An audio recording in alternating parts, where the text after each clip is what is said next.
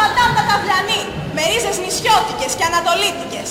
Τα ταύλα που είναι απλωμένα επάνω στην τούμπα του Αγίου Δημητρίου. Θες πες τα συνοικισμό. Θες πες τα χωριό.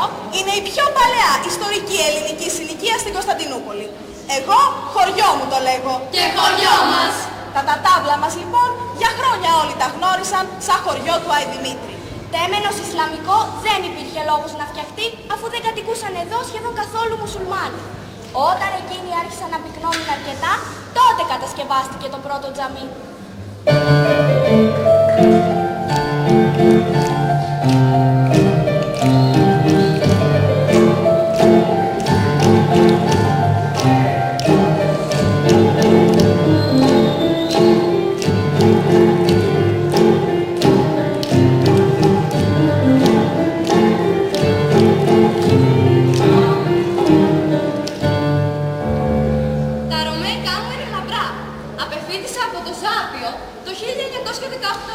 Τη χρονιά που ανέβηκε στον θρόνο ο τελευταίος Σουλτάνος. Η αποφοίτηση εκείνο τον καιρό εξιουδήποτε από τα μεγάλα σχολεία της πόλης. Μεγάλη του γένου σχολή, Σάπιο, ζωγράφιο, κεντρικό παρθεναγωγείο, ιωακίμιο. Σήμαινε γνωστική επάρκεια πανεπιστημιακού επίπεδου. Εγώ προσωπικά δεν ήμουν σε θέση να ξεφύγω από τη σπουδή μου για μάθηση. Υπήρχε η βιβλιοθήκη προς όφελος του φιλομαθούς κοινού. Εκεί σύχναζα και ανακάλυπτα βιβλία εξαιρετικής σπανιότητας.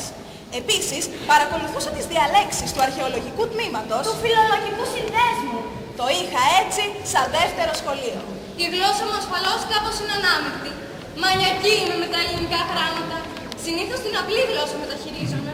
Αλλά μου αρέσει ενδιάμεσα να μπερδεύω κομματάκι κανένα αρχαίο, κανένα ρωμαϊκό του παλαιού καιρού και όταν χρειάζεται και μπόλικες κουβέντες του μπαζαριού και της αργό. Τα τουρκικά, όχι ότι δεν μ' αρέσουν. Το αντίθετο, έχουν στην προφορά τους μια περίεργη και ευχάριστη αρμονία.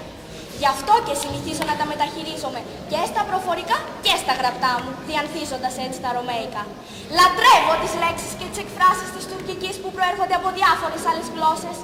Αυτή η μίξη της τουρκικής γλώσσας. Αραβικών στοιχείων από τη θρησκεία. Περσικών από την επίσημη γλώσσα και υψηλή λογοτεχνία. Παλαιών τουρκικών, ελληνικών, λατινικών και νεότερων επιδράσεων από άλλες ευρωπαϊκές γλώσσες με συνεπέρνει. Άφησε πια την τουρκική αργό που είχε και εκείνη μεγάλο γούστο.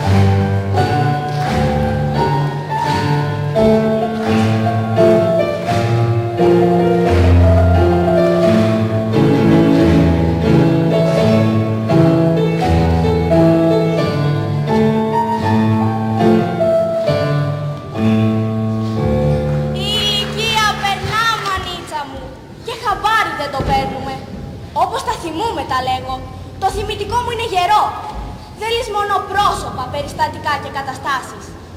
Όλα όσα σημάδεψαν τη ζωή μου, εκείνα τα φυλάγω καλά στο σεντούκι της μνήμης μου. Και από όσα έζησα, αυτά που κρατιούνται ολοζώντανα μέσα και που μπορώ ανά πάσα στιγμή με μεγάλη ευκολία, μα και με τεράστια οδύνη να τα ανασύρω και να τα ξαναζωντανεύσω με την αφήγησή μου, είναι όλα τα σχετικά με τα συνταρακτικά εκείνα γεγονότα του Σεπτεμβρίου του 1955 που έφεραν άνω κάτω την πόλη.